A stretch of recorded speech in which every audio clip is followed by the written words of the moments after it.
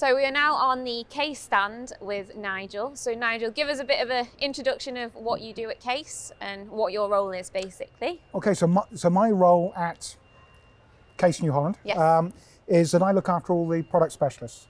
So I have my own role. I'm always been a harvester specialist, but I'm responsible also for the tractor specialists and the grape harvester specialists and all the other specialists that we have within the company. So I know you have a couple of new releases this year at LAMMA. Yes. But I know the biggest is actually behind us.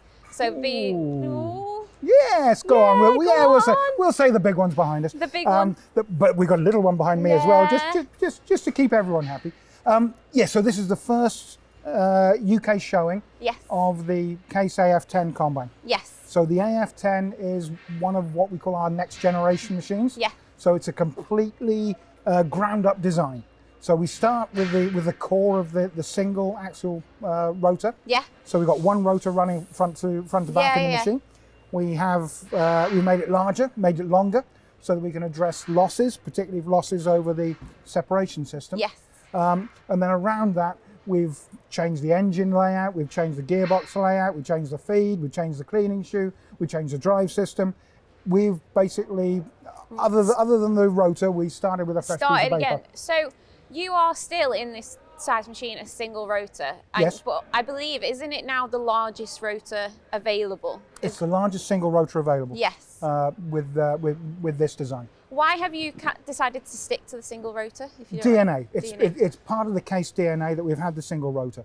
We are a global company. Yeah. So we work in South America, North America, Australia, Europe. We work all across the world. So we have with a single rotor a configurable setup that we can match to the local market demands. Yeah. So it's slightly different than what we will have over here in terms of the grid layout inside that surround the rotor, as it would be in America or South America. Okay, so am I right in thinking it's a larger rotor? It's about 3.6 meters long. Yeah, and then with the threshing and extra added on the back, it's about 5.1 complete 1 meter.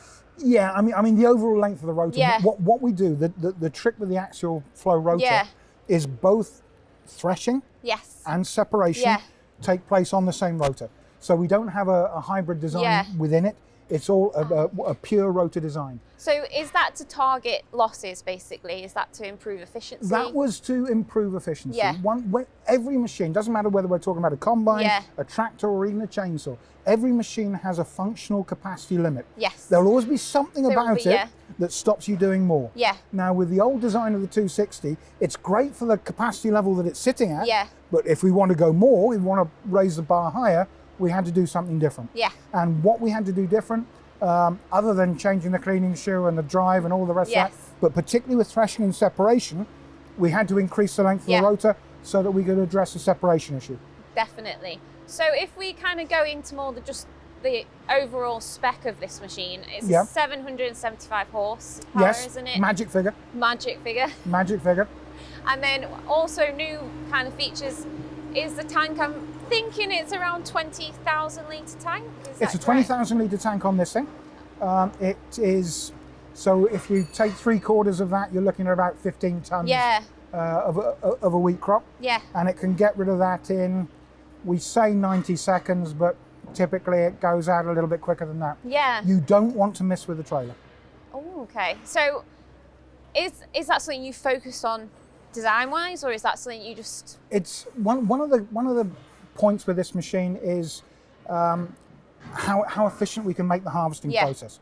One of the core pillars that we were looking at is addressing the cost of harvesting. Okay. So what we don't want to do is we don't want this machine standing stationary. No. It has to be running the whole time. Constantly. We don't want to be waiting for trailers to arrive. When the trailer arrives, we can dump everything in there in 90 seconds and send the trailer off and on its way. So that was part of the process. There's no, again, I was talking about functional capacity limits. There's no point in addressing threshing and separation if grain handling is lagging behind. Very true. This is why we had to raise the bar across the entirety of the combine. So you mentioned the 260 series. Does this then completely supersede it? No. So you're carrying on with... Doesn't supersede it at all. The 260 series works up to a capacity level, and then to take it beyond that further into this, the Americans like to call it a Class 9 plus. But okay, yeah. that means nothing to us in Europe. But to take it beyond that, we needed to go differently. So this sits above the 260 series. Ah, okay. So mentioning the Americans, do you think this machine suits the European market then? This machine has been designed for a global marketplace. Okay. So this is where we've got the configurability of the grates and everything within the threshing and separation system. We can put this into any country in the world, any crop in the world, and we can go with it. Whether it's rice, whether it's wheat, whether it's peas, beans, or corn. We can configure this machine for whatever is needed. Okay, so is there anything else that you have tweaked or changed that you can think of on this bit of kit? Everything. It's basically everything's new. So someone asked me, can you just spend 5 minutes telling me what's new on this machine? This machine's been in design for 12 years.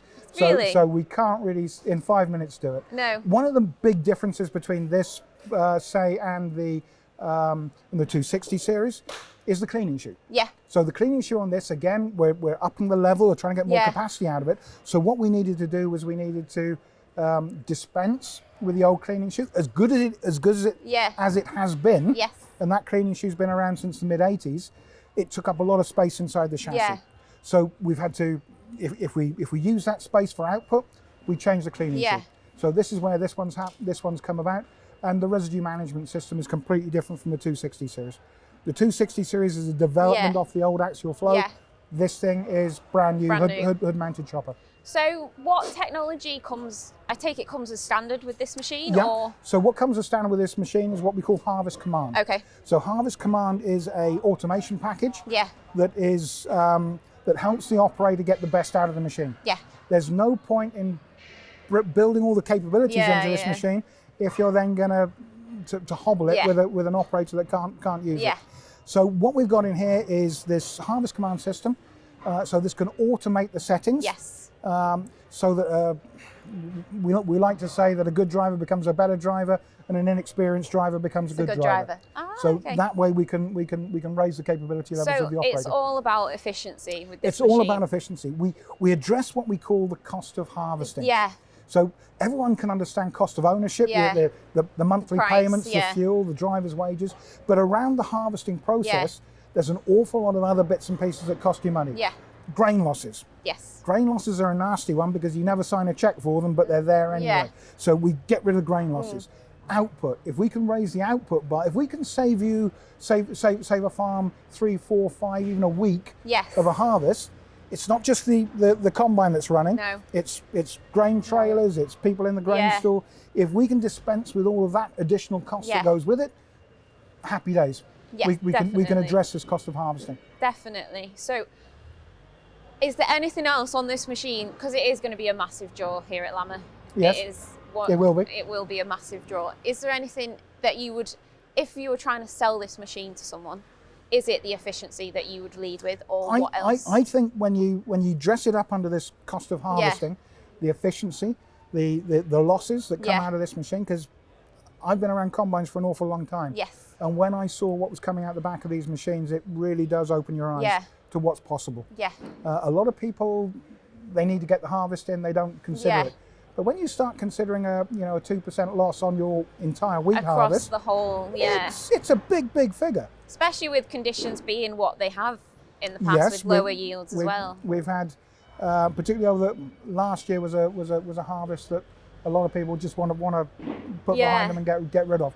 But with the pressures that are on farming that are outside of farming, with the pressures that are there, if there's anything that we can do in terms of adding technology to the machine, in terms of adding functions and features to the machine, if there's anything that we can do to address the efficiency of the farming operation, then so be it.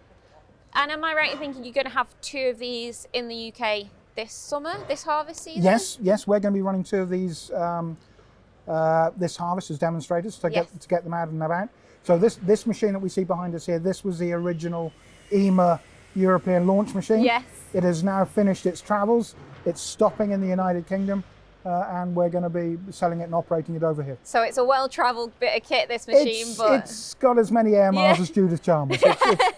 It's been around a little bit. Oh, perfect. So what else do you think will be a draw on the stand this year?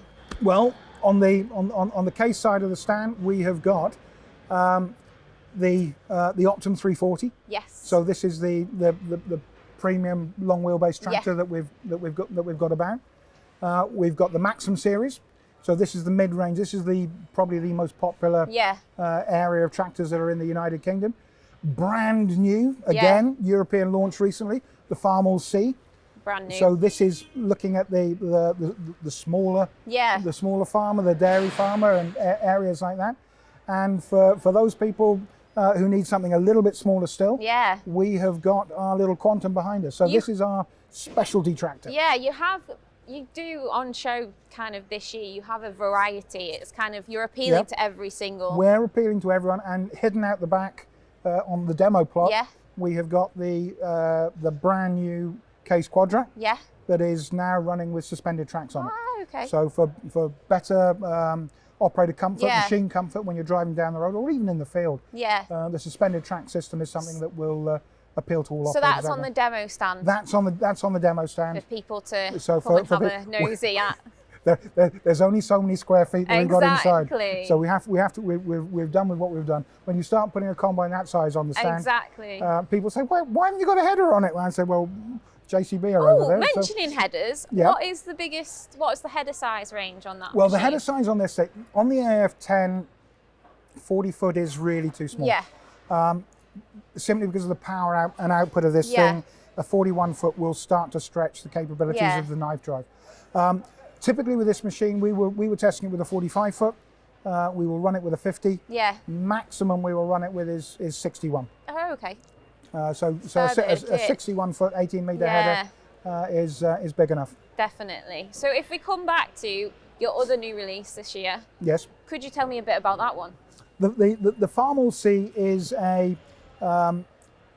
one of those tractors that always used to be the pinpoint tractor that everyone used to go for in terms of the livestock area. It's absolutely suited for those people that need to operate it with a loader. So it's got the capabilities to run with a loader as well. It is the perfect size tractor for the smaller farm. It's got the right amount of technology on it. Can we put all of the telematics and all the other bits and pieces on it? Yes, we can. I question whether some operators and owners will actually need all of that. But it's a very capable little tractor that we're putting out on the small farms. So what range is that? Is that a? It's up to around 120 horsepower. Oh, okay, Really with that machine we're targeting the mixed and the livestock farm. Definitely. But I think that's a good thing to have, because obviously you have the big combine to attract the arable boys, but you still need to. You still do. You have to attract them. And also with the specialty tractors like the Quantum, this is looking at the fruit and the vineyard side of the market, which is an area of the UK that is starting to pick up a lot of momentum. Well, there's a lot more vineyards as well now. A lot more vineyards than you'd ever think. Much to the annoyance of the French, but I'm not quite so worried about that. No, so tell us a little bit about this, because I have never seen this one. Well, the purpose of these tractors is that you still need the horsepower, you still need to run the wine industry use some very specialized equipment. But they've got to be able to fit down between the rows without doing any damage to any of the machines. In terms of spraying, because spraying is one of the operations that goes down between the rows, we've got the specialist carbon filters and everything to keep the cab completely clear, to be able to do that. Mid-mount valve sections, because a lot of the specialist machines that they're using for tending the vines will be mid-mounted. This one also has got a front linkage on it, front PTO as well. So this has got the full capabilities. And this one here is 110 horsepower, so not far off. It's not far. Not far off what you've got there. So like you say, it's still got the power. Oh, it's got the power to be able to perform. That's quite interesting, because I didn't know it came into like that power range. It's quite a. They always used to be around 70, 75 horsepower, but with the demands that people are putting on it through, particularly with the hydraulic loads that people are putting on it, because a lot of the machinery that they're running with it is hydraulically driven. So the extra horsepower there just gives it the ability to run all those machines with ease. Oh, 100%. And then if we head backwards behind this one, we have your kind of your technology offering, I Yes, think. yes. Could you tell us a bit about what's on show, kind of thing, for people to have a look at? One of the main things that's on show now is the telematics offering. So virtually all these big machines that have come behind are automatically linked up back to the farm office, but also back to us. Yeah. So we can actually look at what is happening with the machine. We can look at various criteria that are going on and say, we know what's happening here, and we can ring the dealer up or ring the farmer up and say, you need to have a look at this because we reckon you're shortly going to have a failure. So we can be very proactive with the way that we can do that. Yes. Another one there that we've got that we're going to be showing is Field Ops. Okay, yeah. Now, Field Ops is the new farm management system that we can do. It's an open farm management system, but all of these machines you can log into it. Yeah. It'll give you a lot more than merely location. It'll give you output. It'll do. You can look at your mapping. With the combine, for example. So this combine will show you yield, moisture, but this one's got a trick on it because it's also got the grain quality sensor. Oh, okay. So you can see all of this in a map format. Do you think that is something that will interest people, grain quality? It's starting to, it'll interest the right person. Yeah. If someone is looking at growing as many tons of wheat as they can, grain quality may not be an issue. But if someone is growing something for malt, if something is growing something for seed, all of these bits and pieces that they can sell, or wheat for milling, you can check the protein of it, and perfect. It gives you that real time ability to make decisions as to what's happening on the farm. Definitely. And then if we head back to the technology, am I right in thinking it's all in-house? Yeah. Yes. We've brought this. I mean, a couple of years ago we bought an organisation called Raven. Yes.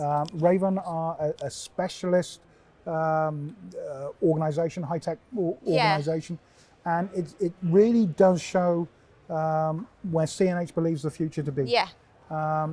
Iron is great. The American idea of we make big iron, we make all these other bits and pieces. That's fine. We have to do it. Yeah. Because nothing else is going to plough a field and nothing else is going to harvest it. But when we start looking at technology, go back 10 years. Yeah. Technology was driving in a straight line. That's true. It was guidance. That was all technology was. So the needs of technology really have stepped up. Yes. So this is why that we've spent the time investing in and working very closely with Raven, and we're now starting to see the fruits of that relationship coming about. Something as simple as we have the ability. Yeah. Whether we can sell it forwards, that's an always question. But we can remote control tractors with a grain cart, so we can call the grain cart to the combine. We can then control that so that we can fill the trailer perfectly, and then move it on. So it's definitely all about efficiency. That's what I'm getting from the case stand this year. It's all about it's efficiency. Yeah. If farming's under pressure. Yes. All aspects all aspects are under pressure, but if we can offer solutions that help people, whether they save money or whether they maximize the input from what they're getting, that's what we're up to. That's what we're trying to do. Do you think that is a selling point for Case going forward, is the fact that you have this in-house technology that you... It has to be. And the fact that it's in-house as well, I think is absolutely crucial. We are in charge of our own destiny. Yes. So by having Raven on board, by having a specific high technology department within the organisation that are driving forward the development, pushing forward the what's next. Yeah. We're not satisfied with where we are at the moment. Even in the downturn that we find ourselves in within agriculture generally, we are still investing in moving forward with new projects, with development, looking at what's around the corner. I 100% think that comes across on stand because you have the new releases obviously coming out. And like you say, you've kind of built this from the ground up, right? Mm-hmm. This AF10 right behind us. You're constantly planning on what's next, what's the future, where we can go. We have to. We have to. We are a forward-looking company. Yes. If we stayed in the past, if we were looking at machines that we made 5 years ago and say, right, where's the customer, where's the customer, we've lost it. Yeah. So we have to keep moving forward. We have to keep driving forward. Efficiency is key. Yeah. Even within farms, I mean, I've been around long enough that when you start seeing the younger generation come through, this younger generation is very IT literate. Yeah, tech savvy kind of. They're tech savvy. They will examine the data that they're getting back from the farm, from all of these machines. Yeah. They will look at where they can make savings. Yeah. They will look at where they can trim costs. They will look at where they can maximize their investment that they're making. And this is what we're seeing now. And this is kind of how the future of agriculture has to go, isn't it, really? It has. We're not all going to lean on gates with pitchforks and straw hats. No. We have to move forward. And you're making that more available to, like you said, every part of the industry, livestock, mixed, arable. You've got kind of your fruit and vineyard kind of areas as well. There are savings to be made, and there's technology to be invested in all of those areas. So, I mean, when you talk about the livestock, we said that maybe on a livestock organisation, they may not want all the bells and whistles that we have. However, we have got, I mentioned the quality sensor on the combine. I can take that quality sensor off there and I can put it on a slurry tank. Okay, I did not know that. It's the same sensor, different internal, different software, but it can then start reading the nutrient values of the slurry. But also, that size of tractor may be perfect for some, like a veg farmer, for example. Yes. So you could also, they will probably growing such an expensive crop, want all the technology and bells and whistles. And if they can do that, I mean, you talk about veg farming, and one of the key customers there is the supermarkets. Yeah. We go back to the guidance question. It's not all about driving in straight lines, but with the guidance with sprayers and what have you, if you've got a vegetable crop, you don't want it double sprayed. No. So you have to be able to individually not even section control. Now it's individual nozzle control, that we can actually make sure that we don't get the overlaps that once were just considered that normal. You had to put up with it. So that's all gone now. So those machines there can control all of that. Yeah. No, it is such an exciting stand, I have to say, this year, and you're so passionate about it. Have to be. So how long have you been in this position, or with Case? Long enough to know better. Yeah. I think I took over the harvester specialist role in 2009.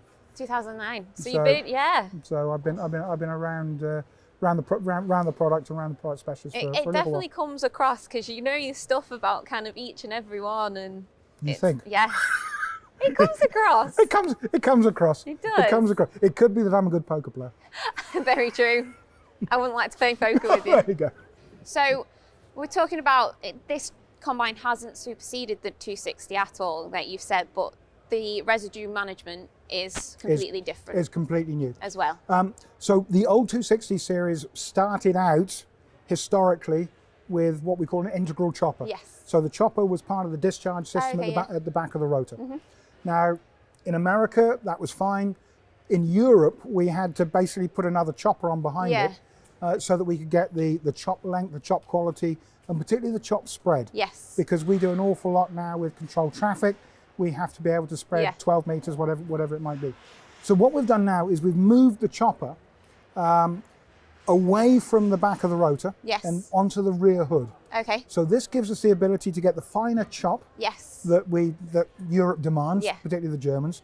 But we also need to be able to spread it. Yeah. It's one thing chopping it fine, but we have to get it full width. So one thing that we've included within this machine is a radar controlled spreading system. Okay, yeah. So the radar actually follows the chop material to the sides of the machine. And what it can then do is, if there's a crosswind, or if there's a change in material, change in moisture will always, wetter material will tend to travel farther. So if we can do that, we can take that load off the driver. Yes. The driver no longer has to worry about it. When we were testing this year, what we could see, we were on top of a hill in Lincolnshire.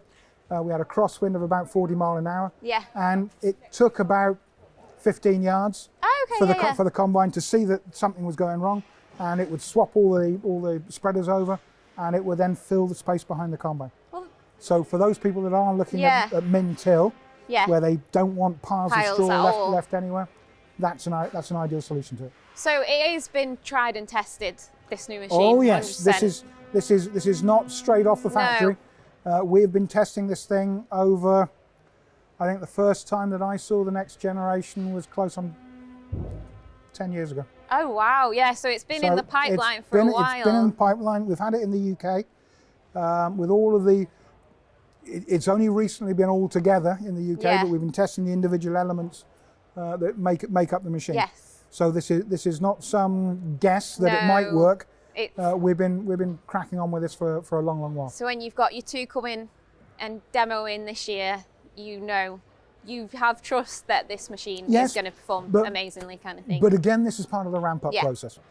So as we start getting into, this is going to be on full release for sale in July Yes. for next harvest. So what we're going to be doing this harvest is we're going to be running these machines around. We're going to be watching them closely, Yeah. looking. We're going to follow them and watch them like a hawk. Yeah. So that if there's anything that goes wrong, 'cause Yeah. remember they're all linked up Yeah. with telematics. Yeah, it's true. Yeah. So Anything can be in tracked. Grand Yeah. Island, they're looking at how this machine is operating. They're looking at what the driver's Yeah. doing. So we can make sure that when this gets into a customer's hands, that it's absolutely perfect from the Yes. start. From everything you've said, clearly the case stand is definitely one of the stands visitors should come and see. Absolutely. So yeah, thank you very much. You're And I very hope you have a brilliant show, to be honest. No, great to see you here. Thank you very much. Amy, thank you.